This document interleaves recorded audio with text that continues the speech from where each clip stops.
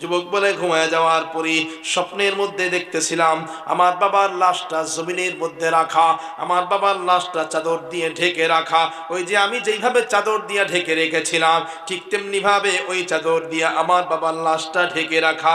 কিন্তু দূর থেকে একজন মানুষ দেখা যায়, যার মুখ দেখা যায় না, পেছন থেকে দেখা যায়। দেখি ওই মানুষটা আমার বাবার লাশের দিকে হেঁটে হেঁটে যাইতেছে। স্বপ্নের মধ্যে দেখি ওই আল্লাহর ওলি আমার বাবার লাশের দিকে হেঁটে হেঁটে যাইতেছে। মাথার মধ্যে সুন্দর পাগড়ি, গায়ের মধ্যে সুন্দর জামা, গায়ের মধ্যে সফেদ জুব্বা, পেছন থেকে দেখা যায়। যুবক বলে আমি লক্ষ্য করতেছিলাম ওই আল্লাহর ওলিকে চেনা যায় কিনা দেখি, চেহারা দেখা যায় না, কেমনে চিনবো? আল্লাহর ওলি আমার বাবা লাশের সামনে যাই দাঁড়াইলেন।